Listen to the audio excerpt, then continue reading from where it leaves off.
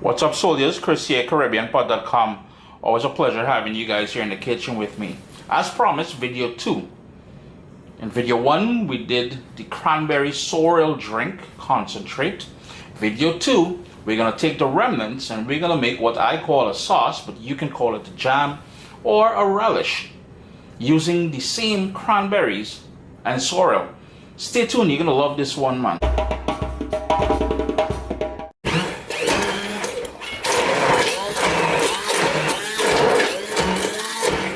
All I'm doing is taking this stick blender and I'm breaking it down just a little bit, because the sorrel, it can be a bit fibrous, not really fibrous, but it's in bigger pieces and we want to break that down a bit. If you haven't seen how we got to this point, while I do this, watch this.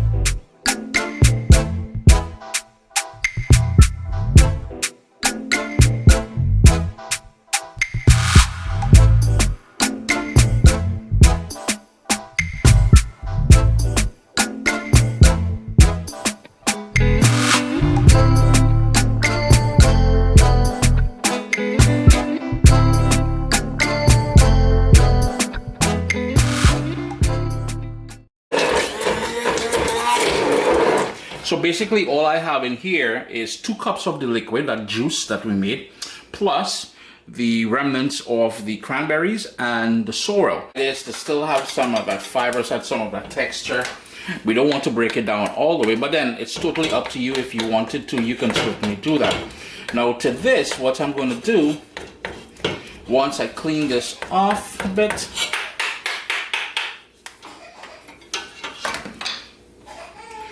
we need the juice and the zest of 4 oranges.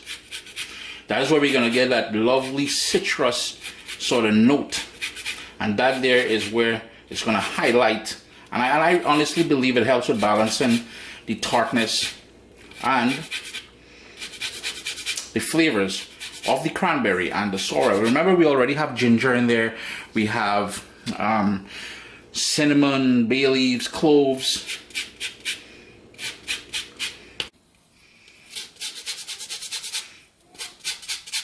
One of the things I would recommend doing is try to get oranges which are organic. And the reason why is because if you live in North America like I do, the oranges tend to be the non-organic ones, covered in a wax to keep it longer. So we have already got all that zest in there, all that nice zest. I'm just going to squeeze all that juice. And these are seedless oranges, but keep an eye on it. Sometimes there is a seed going to sneak in there. I'm just going to squeeze the juice in there now. It took a minute, but I have that juice in there, the zest in there, and the cranberry as well as the sorrel. I'm just going to give that a quick stir. My heat on my stove now is on medium. We want to bring up this to a boil.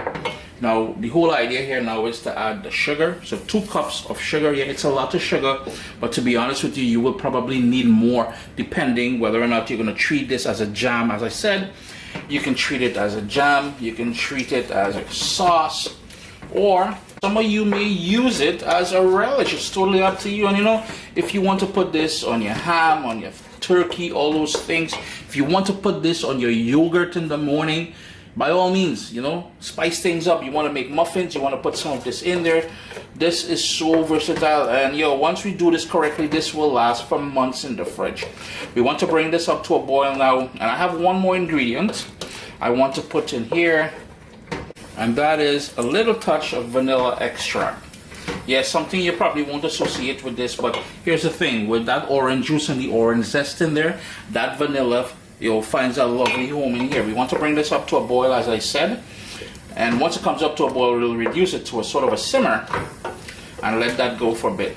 Yeah, I used white sugar, granulated sugar. If you wanted to use brown sugar, demerara sugar, whatever sugar. As a matter of fact, any sweetener you like using, even if it's honey, you want to go with honey, do that.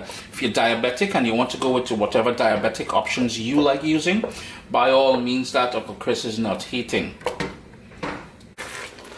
It came up to a boil, and then I reduced the heat down. We're gonna cook this until it thickens up a bit more, and I'll tell you exactly how much time. But for now, this is where we at. Low heat, and let it blub blub. Things happening up in there, yeah? It's been half an hour, so I'm gonna turn off the stove, and we're gonna allow this to cool down now.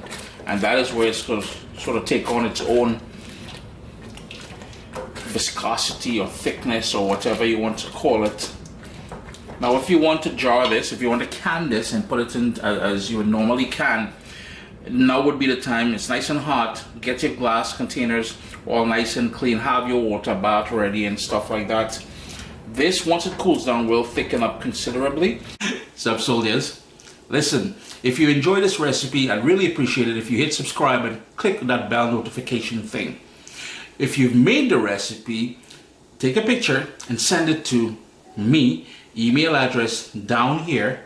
I mean, trying to tell people the email address, them butts will take the address and do all kind of thing with it. And tag me on Instagram at Caribbean Pot. I really appreciate you guys, and thanks for being in my kitchen with me today.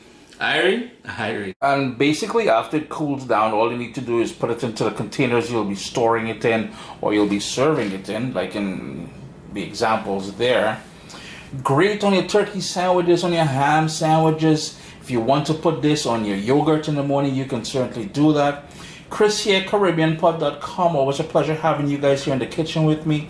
Video 1, we did the cranberry sorrel drink concentrate. The remnants we made.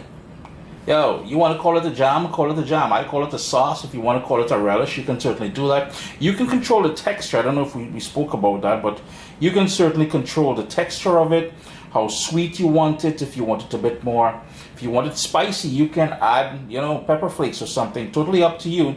But it will keep in the fridge for a couple of weeks. If you do the process of actual canning, it will last for months. And canning is just at the right temperature. You put it into the sealable containers like this one here, and you put it in that water bath, and you do your thing. Always a pleasure. And I do hope you guys give this one a try. It's real nice, man.